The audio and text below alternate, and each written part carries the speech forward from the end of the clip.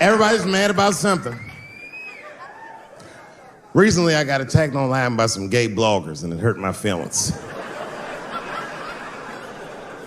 I have no problem with gay people, but I fucking hate bloggers. I'm not saying it because this person was gay. They was acting like a bitch online. They was like mischaracterizing my jokes, trying to make a point off of me, when it was really, it's like, yo, I'm your ally, motherfucker. I'm not trying to stop gay people. I got better shit to do. This motherfucker was saying things to try to get gay people to beat me up.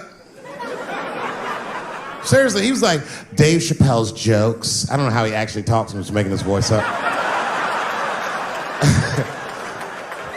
Dave Chappelle's jokes were an affront to the manhood of all gay men. What the fuck does that mean? I didn't say anything that would allude to gay men not being men. I know you men. In fact, what could be manlier than fucking another guy in the ass? It's the most gangster shit I've ever heard of in my life. I told you I'm not cut out for that. I'm a pussy. You know what I said? That's all I said. First of all, I'll tell you right now what I said. And I will tell you that this was not a joke. It's a true story. And I just happened to tell it. All right, what happened was I went to a gallery party, all right? I don't know who in here has ever been rich before, but these are very nice parties. You know, wine and cheese and baller conversation. And there was a few eccentric types, one of which was a very wealthy man that happened to be wearing a dress. I don't know what you call him, man. This is a tranny or a drag queen, perhaps. Whatever it was definitely a man. And this man was definitely on drugs. I don't know what kind of drugs he's on, but I knew he had too much. He didn't look good. It's like this, he's like, he looked sick. And all his friends were standing around him, concerned, trying to revive him.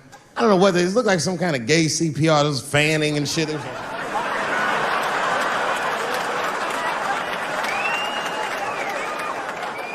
I saw all this from a distance. Now, I should have minded my own business, but I got curious. I was like, oh.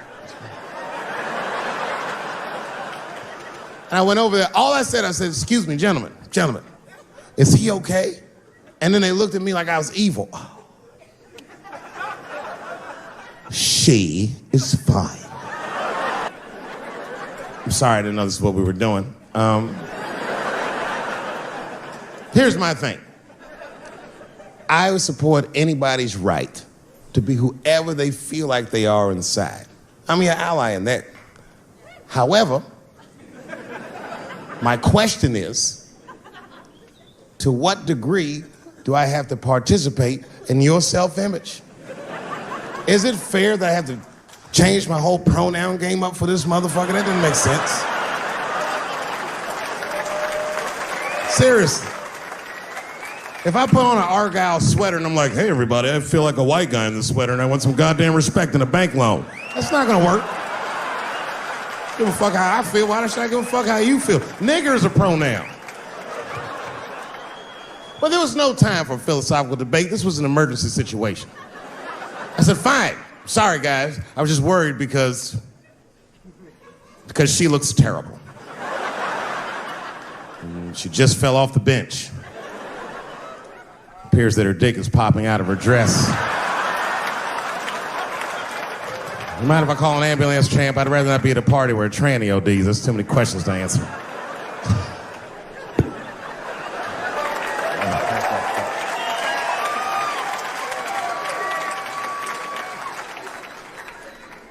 Okay, I've been through this before. I had a friend from high school. Now, in high school, this guy was a thug, right? He was a fucking dope boy. He did it all. He's a wild dude. People used to be very scared of him. And then after high school, word on the street was he'd come out the closet.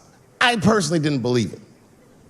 I bring him up because last year, he calls me out of the blue like, yo, what's up, man? I got your number from so-and-so, and I heard you're gonna be in New York doing a show. Could I get some tickets? I was like, fuck yeah, get some tickets, man. How you been? He said, well, we'll catch up at the show, man, but yo, I appreciate it. I'll see you soon. I said, all right, man, take care. And I was about to hang up, and I couldn't resist. I was just like, hey, nigga, I heard you was gay. What's going on with that?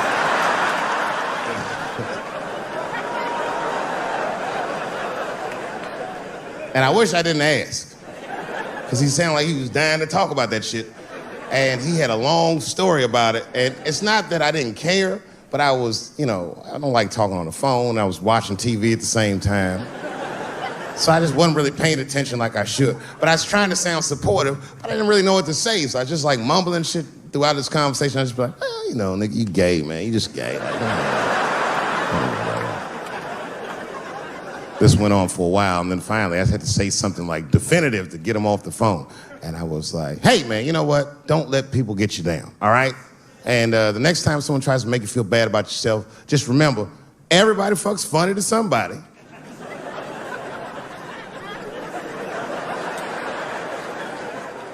He didn't like that shit. He's like, what the fuck does that mean? I said, huh?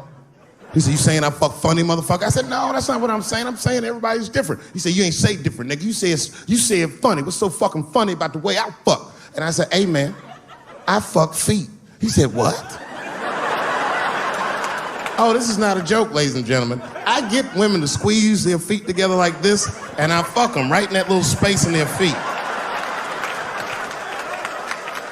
But you can't build a community behind that shit. There's no flag for us. That shit made him laugh. And the next day, after the show, I saw him backstage. He was like, yo, what's up, man? I'm like, oh, shit, what's going on? And he had his buddy with him. He goes, Dave, I want you to meet Manuel. Manuel's my fiance. We're in New York getting married because it's legal here. I said, well, gracias. And he went to go get some drinks. And then my buddy looked at me, he was like, so Dave, what do you think? And I started mumbling again. You gay, nigga, you just gay. He said, yeah, I'm a little nervous about getting married, man. It's a big step. I said, yeah, it is, it's a big step. He said, well, you've been married for a while. You got any advice for us? No, I'm married to a woman, sorry about that. And he corrected me, he said, no, you married the person that you love. So it's essentially the same. I said, man, the problem with that statement is that it makes the assumption that I love her. But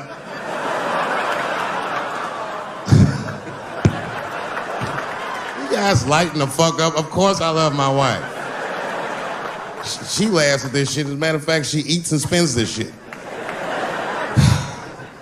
You know what I told him? I told him, I said, you know what you should do, man? First of all, you shouldn't do it. I'm talking about being legally married. It's not that you're gay as much as just legal marriage is a fucking diabolical leverage game in the United States.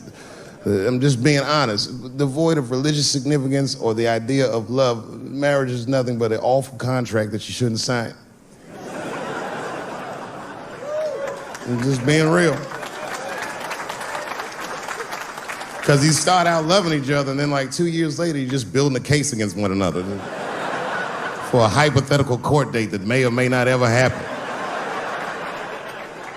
You throw being gay on top of that, that shit is explosive. Like I said, Ray Rice shit. Okay, right after Ray Rice went through all that shit, I was at a party and I met this kid, Michael Sams. You know Michael Sams? Very nice guy. He's the first openly gay NFL player. And Mike's a very nice guy, very brave guy. But when I met him, I couldn't help but thinking, his wife up in the elevator. Is that domestic violence, or is that just two niggas working shit out in the elevator? You know what I mean?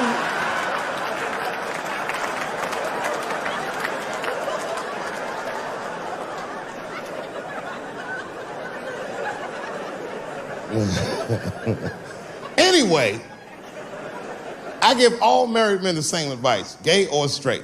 Get a dog.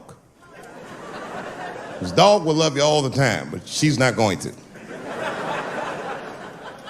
It's real talk. I didn't even know about dogs, and my kids got the dog. They brought him home from the shelter, and I didn't even want him. They're like, can we keep him? I said, nope. I said, where'd you even get this dog? They're like, we got him from the shelter. I was like, ugh. Probably something wrong with him. Can't keep him. And then my kids started crying and screaming like the dog had gambling debts. Please, Dad, if you don't let us keep him, they're gonna kill him. I was like, oh. All right, you can keep him. And this dog was a menace. I hated his guts.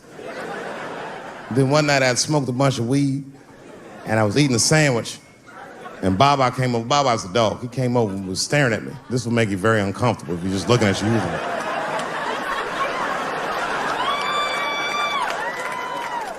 I had to give him a piece of my sandwich so he'd go away. And that's how we became friends. Now, if you see me walking down the street with Baba, I ain't got no leash or nothing. He walks right next to me. If I stop, he'll stop. And if I go, he'll go. And all my friends are like, yo, Dave, that shit is dope. How you train Baba to do that shit?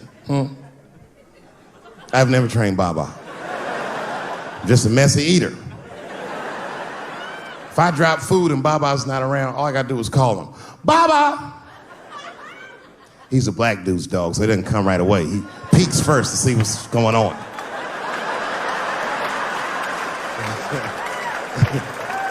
I gotta tap my foot so he can see the food. Over here, little buddy. And he's like, thanks, Dave. And he'll come get it and run off. But he knows all my habits. Like, if he smells weed in the house, he'll be like, nah, this motherfucker's about to eat. And he'll just come running.